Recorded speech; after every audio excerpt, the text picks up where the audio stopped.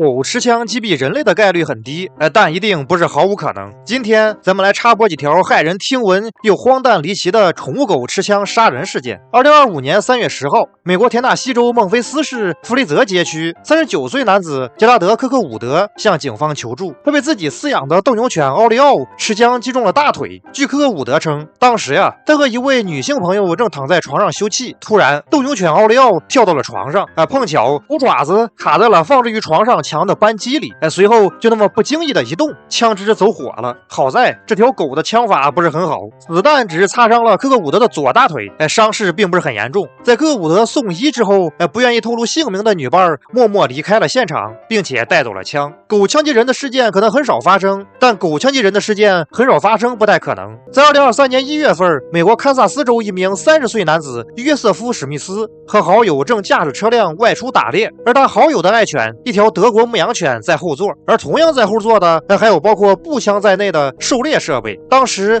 不知德牧是如何操作的，使得步枪呈现出一个枪托在后座，枪管对着史密斯的位置。然后呢，当天上午9点45分左右，德牧无意中扣动了扳机，步枪子弹近距离击中了史密斯的背部，史密斯被当场击毙。相关专家认为，这样危险的事件需要得到重视，给大家提出了告诫：把枪械和狗放在一起是一件很危险的事情，最起码至少把保险打开呀。2019年年初，美国橄榄球运动员马特·布兰奇和他的亲朋好友组团去狩猎鸭子的时候，被他们饲养的名叫蒂托的拉布拉多犬枪击，子弹击中了布兰奇的左大腿，情况危急，左腿一直到臀部左右都被截肢。好在经过医生的抢救，数次手术，布兰奇终究是活了下来。布兰奇感慨地告诉大家，事故发生之前，我更注重物质财富，注重事业，注重这个世界提供的一切，而现在我更注重陪伴家人，以及能为其他人做些什么。其实个人认为，最需要注重的还是让拉布拉多离那个上了膛该死的猎枪远一点。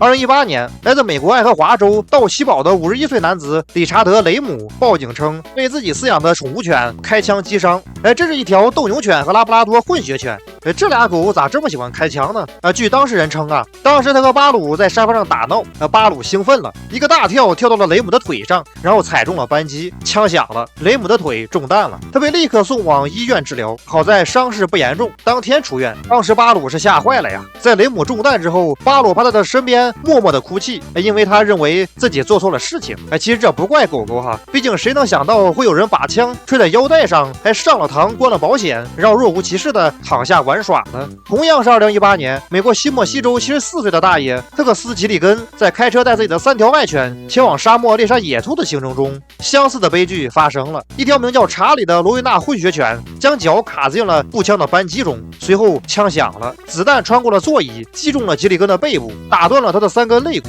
穿过了肺部，并且打碎了右侧的锁骨，情况是十分严重。好在之后吉里根拨通了求助电话，并且有相关部门赶来将其送医。事后脱离生命危险的吉里根表示，当时他以为自己被远处的狙击手狙击了，因为当时他的周围一个人都没有后来根据警方的调查发现，是罗维纳查理滑倒之后，爪子卡进了步枪扳机里，导致了悲剧的发生。而吉里根表示，这不怪查理，查理是条好狗，这太抽象了，从来没有想过会有这样的事情发生。我想大家应该和吉里根有相同的想法太离谱了，从来没想到还会出现狗持枪杀人的情况。然而事实上呢，这样的事件比大家想象中要常见很多，起码在老美是这样的。2011年到2015年，美国有5人被狗枪击。值得一提的是，这个数字是至少5人，因为假如有人被枪击之后没有报案，没有被新闻播报，那么这样的离奇事件除了当事人之外便会无人知晓。而在2004年到2001年期间，美国同样有5人被枪击，其中在佛罗里达州，狗枪击人类的事件发生比较多，而狗枪击的事件往往发生在打猎途中。